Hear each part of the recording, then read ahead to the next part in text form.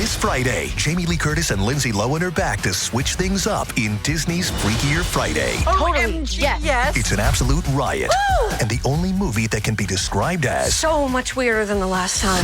What last time? it's the frequel You ready? we've been waiting for. That absolutely slays. What deeply out of touch old person came up with that? You did. Wow. Don't miss the comedy event of the summer for all ages. Disney's Freakier Friday in theaters this Friday. Get tickets now. Rated PG. Parental guidance suggested. It's Wednesday Addams. I see you're trying to distract yourself from your own banal thoughts. Let me help.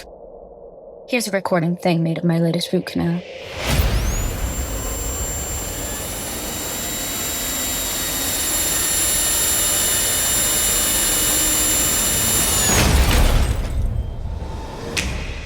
Wednesday Season 2 is now playing only on Netflix.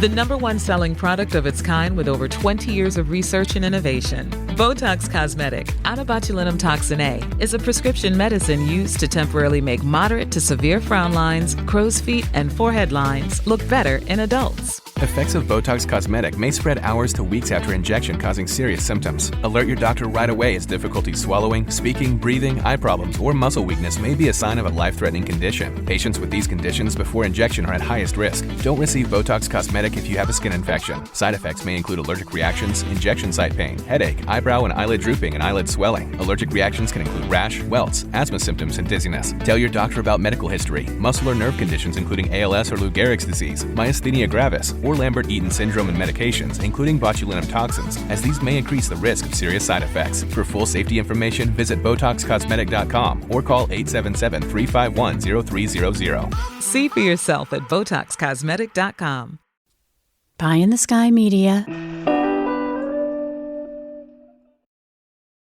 This series contains adult language and descriptions of graphic violence throughout. Listener discretion is advised.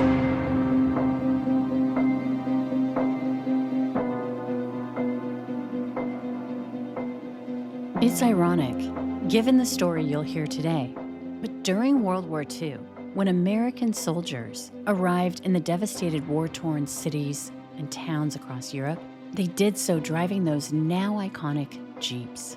The sight of those vehicles carrying Allied forces meant the end of the war and so much suffering.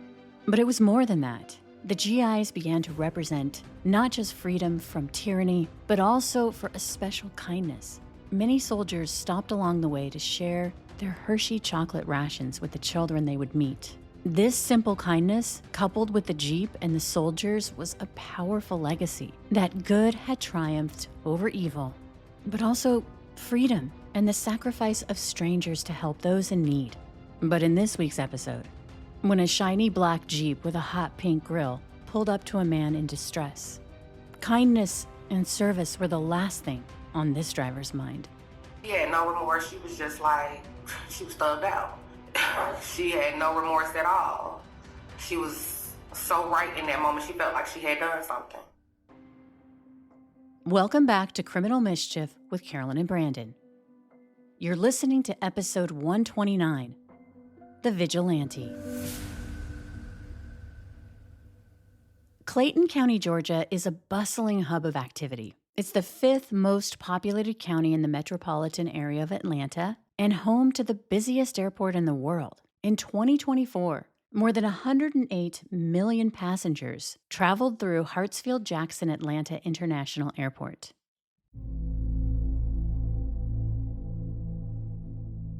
On May 7th, 2019, in a bedroom community near the airport, it was a Tuesday evening, around 6, and traffic was flowing on Forest Parkway.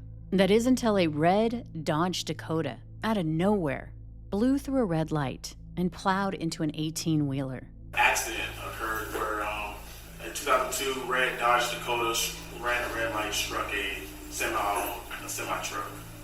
That's a Clayton County detective testifying to questions posed by a prosecutor about his recollections of what transpired at that car accident. She witnessed the incident. She was also stopped at that intersection where the victim ran the red light.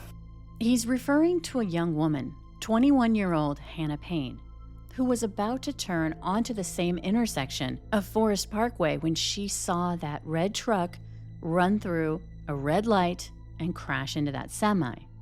Though not involved in the accident, Hannah drove her Jeep Wrangler onto a curb, and then she walked over to the semi-truck driver. His name was Stanley, and told him she'd witnessed the whole thing, and that, in fact, they both had a green light, and it was the Dodge Dakota's fault.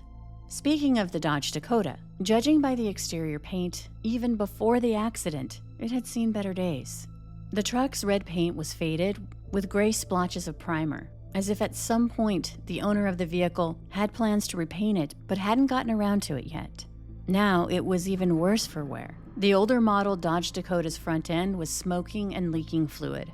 Stanley was outside his rig, talking to the witness, Hannah Payne, when they were both approached by a Good Samaritan, Terry Robinson, who said he also witnessed the crash and asked Stanley if he was okay. Stanley confirmed that he was, and so then Terry went over to the driver of the red truck, 62-year-old Kenneth Herring, who was slumped over in the cab of his truck. Terry asked the older man if he was okay, and even though he said he was, Terry noticed that Kenneth appeared dazed and confused. Now, there's one thing that you need to know about Terry. He was an off-duty corrections officer with medical training, and when Kenneth got out of his truck and began circling it, assessing the damage, Terry's concern grew. Here's that detective answering questions by that prosecutor. He was disoriented. He was asking what happened, who hit me, what's going on. When Terry looked at Kenneth and saw his eyes, he just knew that he needed medical attention, probably unrelated to the accident. Did he smell any odor of alcohol about him? No. And what did he think was, based upon his training as a medic, what did he feel was occurring with Mr. Herring? He believed that Mr. Herring was having a medical emergency. Terry helped care for sick inmates. He had quite a lot of experience with diabetics, and so he knew the symptoms of a person when they went into diabetic shock, which included glassy and discolored eyes. And what was his opinion as to what the medical emergency was? Probably in a diabetic shock or something consistent in that nature. And it was based upon what symptoms that he observed? He observed Mr. Herring to have red to orange eyes. So Terry called 911, and he asked Kenneth to wait in his truck until first responders arrived. Meantime, Hannah, the young woman who had observed the accident, went back to her Jeep, and she also called 911. There was just an accident. I'm sure they've already called, but I just witnessed it, and I just wanted to make sure that I guess, called the police as well in case they didn't. All right. Were they what were the kind of vehicles involved? It's a red Dodge pickup truck. I think it's a Dakota, and a semi. 20 minutes went by, and still there was no sign of police. The cause of the delay was up ahead, closer to the 285, because a battery truck had caught on fire. First responders were battling that blaze, but also setting up detours to try to manage the now stopped-up rush hour traffic. Down the road a ways on Forest Parkway, Terry, that out-of-uniform corrections officer, was getting even more worried that help hadn't arrived. You see, even though the front end of the red truck was mangled and appeared inoperable, when Terry heard the red truck's engine rumble to life and Kenneth calling out that he was ready to go, Terry immediately dialed 911 again. We had a call earlier, and it's been over like 20 minutes now, and no police or no ambulance has shown up. The reason why I'm asking that is because the driver who caused the accident, I think he's impaired. Something's going on with him, and so the thing about we're trying to tell him is to turn his vehicle off of the smoke, and he's not following the man. As Terry shares his concern that the driver of the red truck is having some kind of a medical emergency, in mid-sentence, he watches the red truck drive away from the scene. So that's why I'm asking to see what he's moving his vehicle. He's going to drive off, man. He's driving off. Take a picture of the driving license. Take a picture quick. Now, at this same time, Hannah, the Jeep driver, had also been talking to 911. I actually called about 20 minutes ago for an accident, and no one has shown up yet. But I am under the impression that the guy that caused the accident, who ran the red light, is drunk, and he's gotten back in his car, and he's looking like he's trying to drive away. Okay, can you get his tag number? Hold on, he's driving away. In the confusion and chaos, Terry calls out for Stanley, the semi-truck driver, and Hannah, the young woman who'd pulled her Jeep up onto the curb, to try to get the truck's license plate number. So he's in a red Dakota. It's a 96 model, get to say 97 model. He has he's an older black gentleman, gray hair, blue shirt on, and front end damage. Heavily front end damage in front. Heavily front end. I knew he was going to do something. The lady in the Jeep was almost in the residence until she turned around and she went after him. So she's going to take a picture of his vehicle and stuff. Can't even believe it. I knew he was something wrong with it, yeah. I knew it. It's at this point that Hannah takes off down Forest Parkway as she's still speaking with 911. Hold on. He's driving away. Okay, so he is going west, down down Forest Parkway. Okay, so you couldn't get a tag number? No, but I'm catching up to him right now. Okay, ma'am, we actually do not want you to chase him. We just want you to be safe. And I understand. Chase him. I understand 100%. I'm just going to get the tag number, if nothing else. But I am going west down Forest Parkway. Hannah says she understands. But we now know, at the same time, according to Ashley Jackson, a woman driving down Forest Parkway, the reverse is actually true. Because she's nearly run off the road by a woman driving a shiny black Jeep with a hot pink grill who is weaving in and out of traffic. As I was making my left and getting into the far right lane, Miss Hannah was coming up Forest Parkway. She was coming from the end off of Highway 85, and she almost ran me off the road. She was speeding. She was going very fast. Ashley's coworker just happened to be driving behind her, and she immediately called her friend to commiserate about the woman driving the black Jeep. My coworker actually called me and was like, that car almost ran you off the road. And I said, yeah, she's probably going to cause an accident. Hannah is still on the line with the same 911 dispatcher.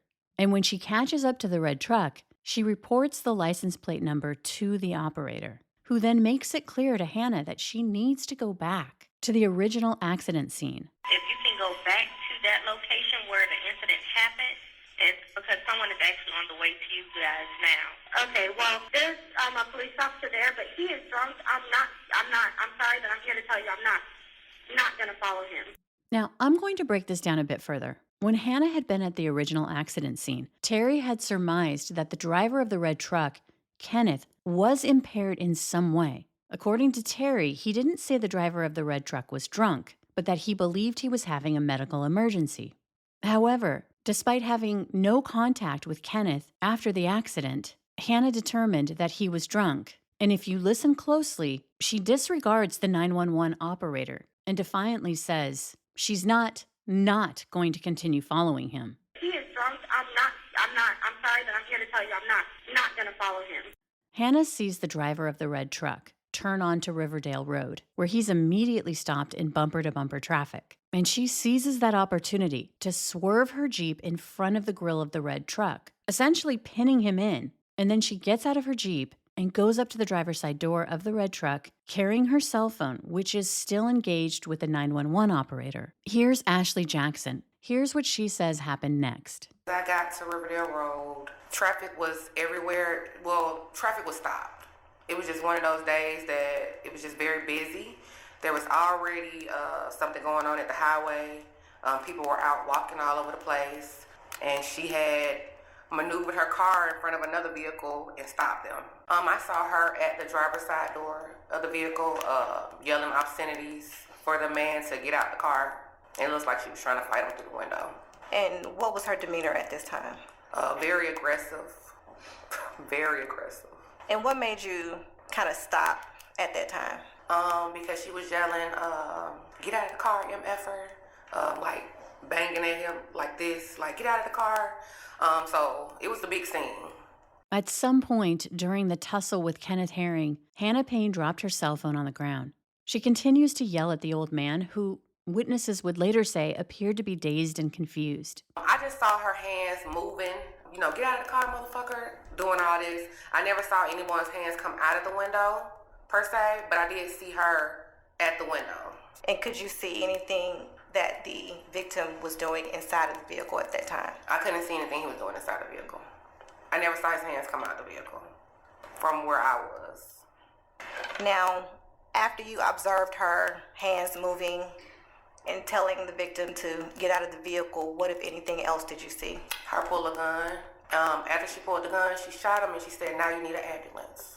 Multiple witnesses got out of their cars and started surrounding the red truck, just in shock by what they saw.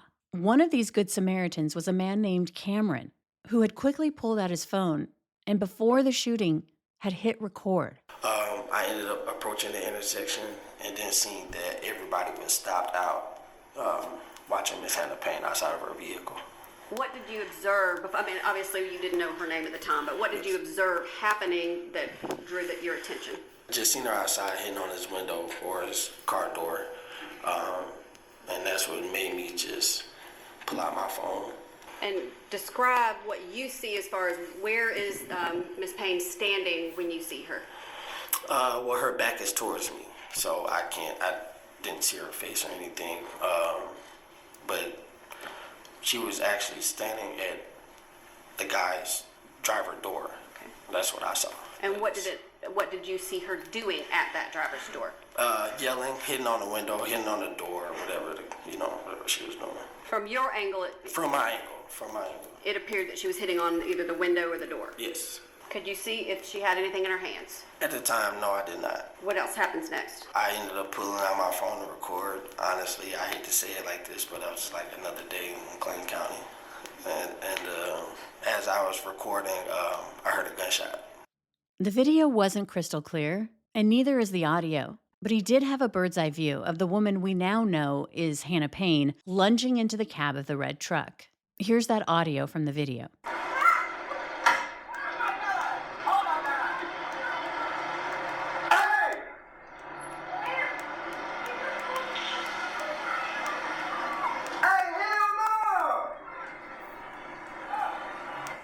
The video captures Hannah bending down and picking up her cell phone, the one she dropped on the ground, and the 911 operator was still on the line. And Hannah then proceeds to give rapid-fire commands at the dispatcher. Ma'am! Yes? Ma'am! He just pulled the trigger of my gun in my hand while he was... Ma'am, you were not supposed to follow him. He hit my car! Okay, you got the tag number. There's a police officer down the street. Tell them to come up here now. He pulled the trigger on my gun after he attacked me. Tell the police officer to turn around from the 285 exit and come up here immediately. A nearby police officer, Ryan Ritchie, was flagged down by a bystander and was told there'd been an accident and that someone had been shot. When he drives up to the scene, his body cam footage is rolling. He makes his way toward the crowd that's swarming around the red truck and the shiny black Jeep with the hot pink grille. The audio is rough, but it captures the feeling, the growing disbelief and outrage by what they saw.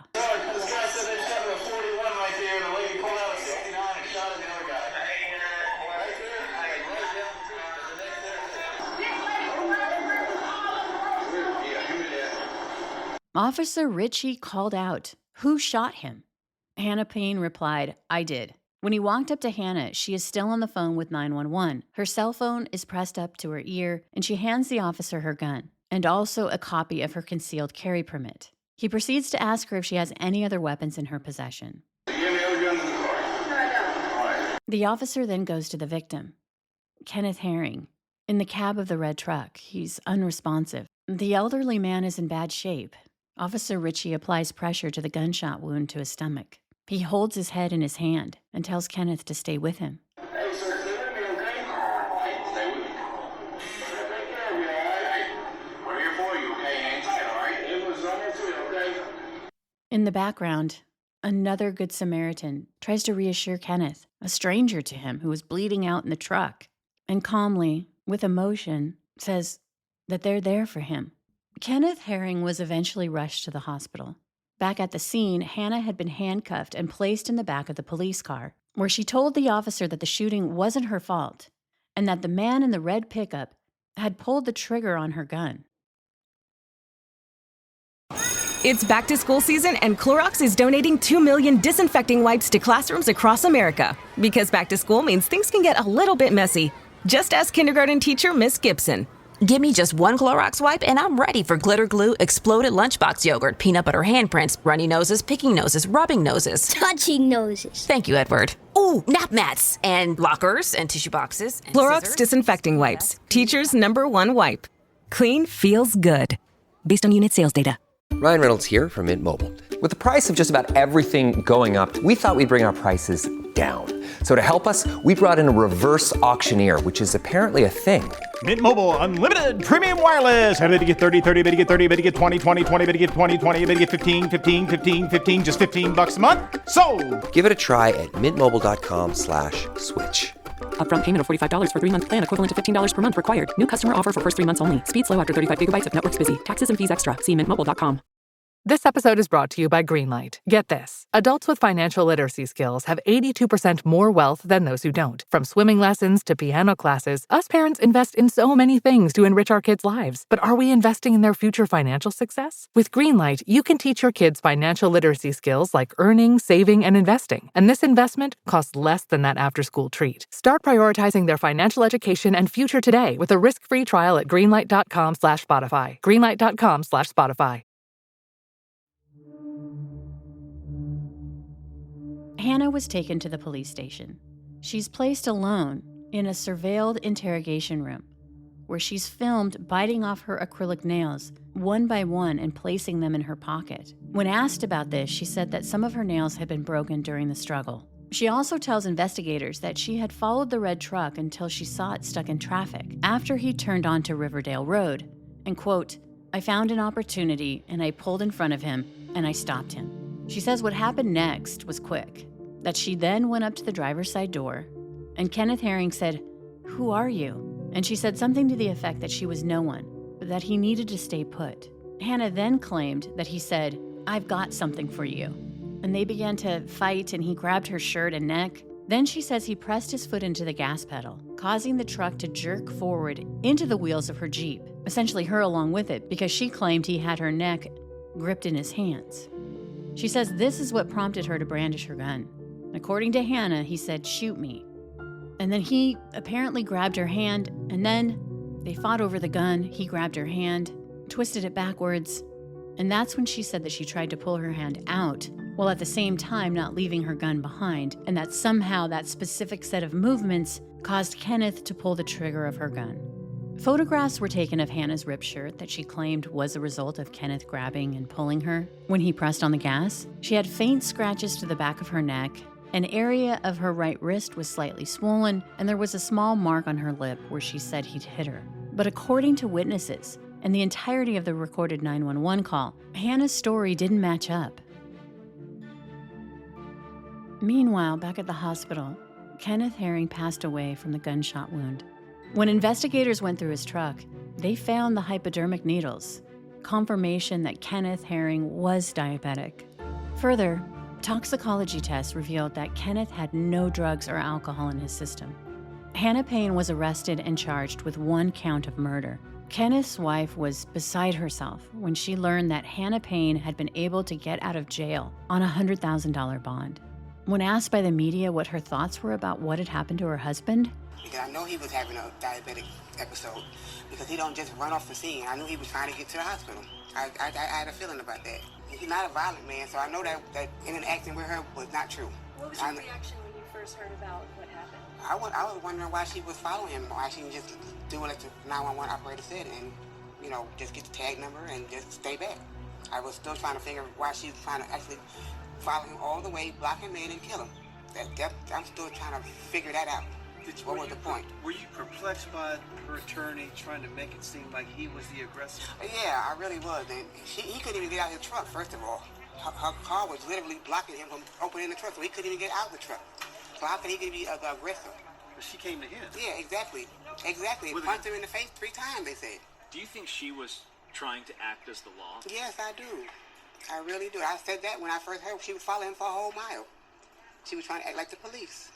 And what was your reaction when you heard the defense try to say that there are citizens' arrests, there were...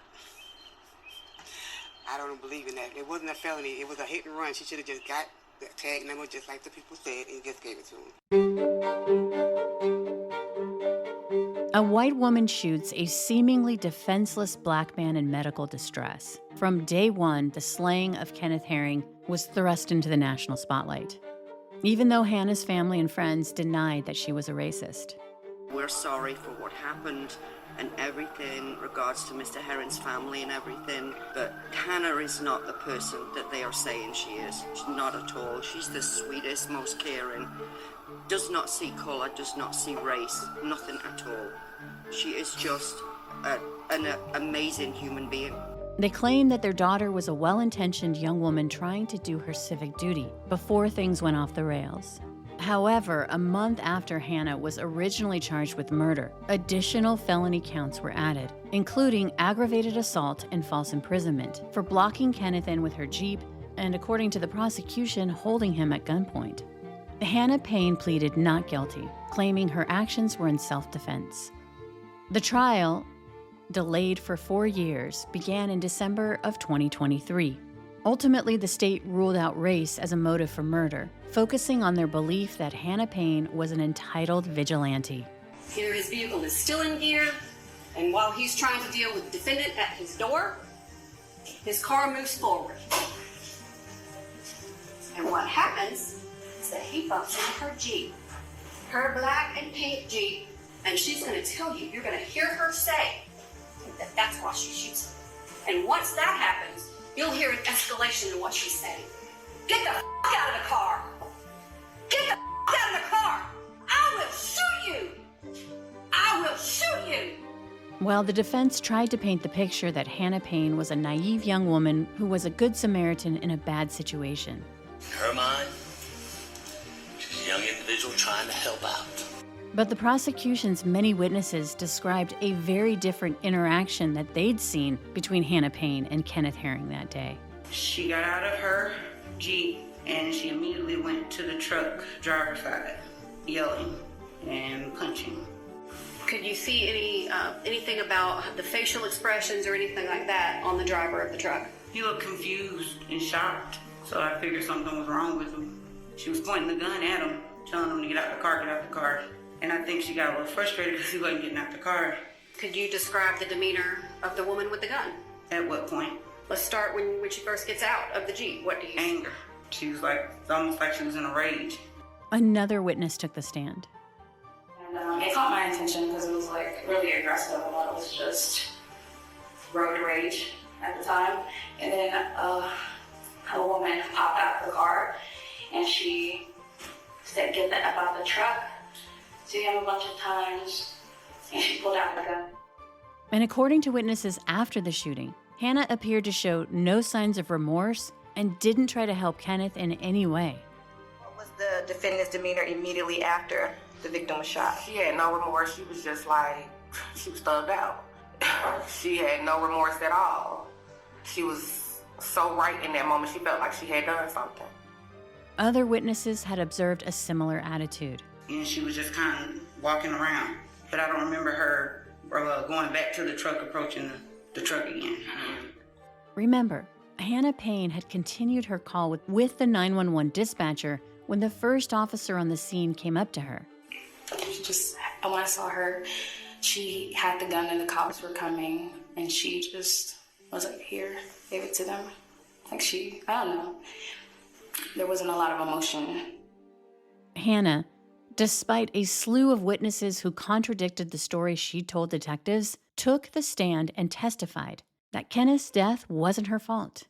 That day, she saw herself as doing her civic duty and helping law enforcement.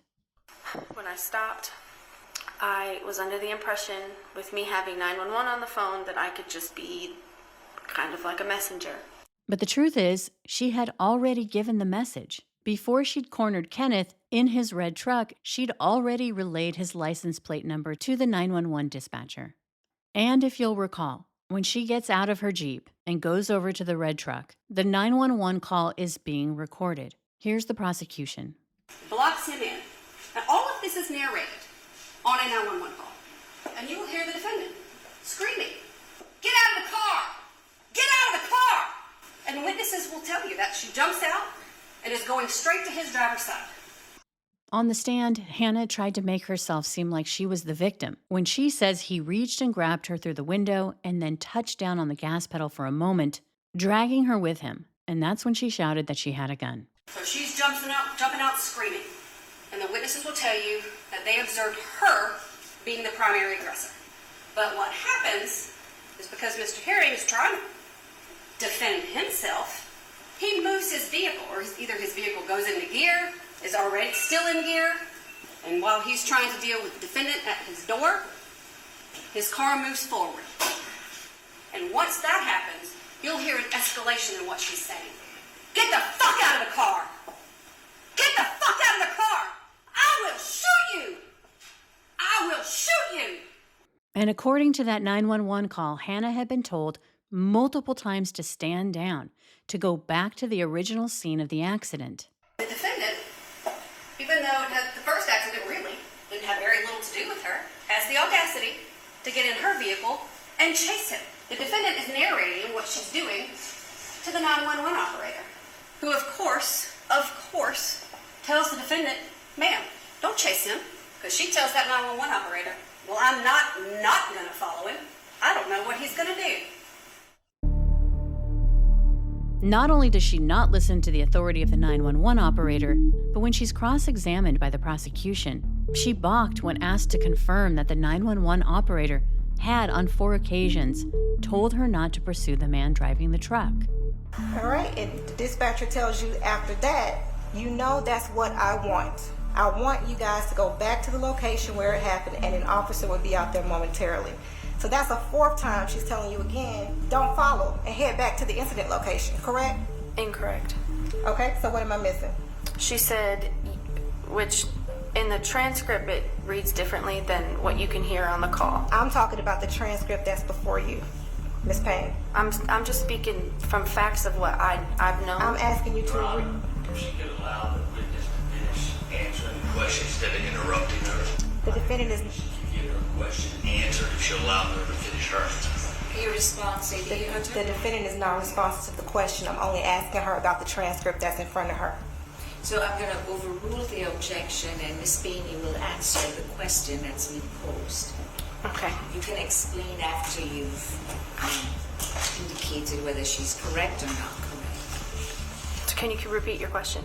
The dispatcher, for a 4th time, indicated to you that she wanted you to return to the incident location, correct? Correct, and not for a 4th time, that she wanted me to not follow. Hannah testified that she pointed her gun at Kenneth, but she never had her finger on the trigger of her gun. So for me to have interjected myself to begin with was me doing something that I would have wanted someone else to do for me, which was to be a witness for what I thought was an accident. And you're not post-certified? No, I'm not. You're not a police officer? I'm not. Nobody deputized you on that day to apprehend anyone? No, they did not. And you also stated that you never had any intention of pulling the trigger? Correct. So when you told Mr. Herring that you would shoot him, you were just bluffing? Oh, I wasn't bluffing. I was, as I explained, thinking it was a deterrent, like I would be able to get away. And you said you had training with this firearm? Yes. And in that training, you didn't learn that you don't pull a gun unless you're going to use it? I learned that you don't put your finger on the trigger unless you're going to use it. And it was your testimony today in that interview that your finger was on the trigger, correct? My finger was in the trigger, on the trigger guard, not in the trigger. Hannah's demeanor on the stand, especially her responses to the prosecution's cross-examination, didn't do her any favors. In fact, it fed into what had been described by the witnesses who observed her actions that day as angry, self-righteous, and entitled. You know how much entitlement you have to chase somebody down, detain them, jump out your car, and run toward a stranger? He didn't know her. He didn't know why she was approaching his car, and demand that they do anything. He didn't have to listen to her. He didn't have to do anything she said. In closing statements, her defense attorney told the jury that Hannah Payne wasn't a killer, that she was a young girl who got caught up in the wrong situation with a good heart and good intentions. In her mind, she's a young individual trying to help out. She hasn't seen the bad sides. Or the old phrase, no good deed goes unpunished. It took the jury just 2 hours to come back with a verdict. Court has been informed that you have reached a verdict. Is that correct? Yes, ma'am, we have. If you would have the bailiff bring the verdict form to me, please. Cameras in the courtroom were trained on Hannah Payne. Her expression was not one of confidence or even hope as she watches the jury foreman carry the paper and her fate along with it over to the bailiff. Her face is flushed. Her lips are pursed into a thin line. Her eyes droop as if in defeat. The entitled young woman on the stand, trying to undercut the prosecutor's questions, has been replaced by the reality and the fear of what is coming next. Mr. Foreperson, if you would go ahead and read the verdict. With regard to count 1 as to the offense of malice murder, we, the jury, find the defendant guilty. Hannah Payne was found guilty on all 8 counts. The judge sentenced her to life in prison with the possibility of parole after 43 years. After Hannah Payne's sentencing, Clayton County District Attorney Tasha Mosley was asked why race was never brought up during the trial. I think people are under the misconception that it was race. We never, ever brought race into this matter. As I told y'all when she was convicted the other night, that was too simple to say that it was black and white. And trying to figure out why, only Hannah Payne knows why she did it. But the fact that the certain things that we knew she had an African-American boyfriend, so that automatically throws out, hate out there, race.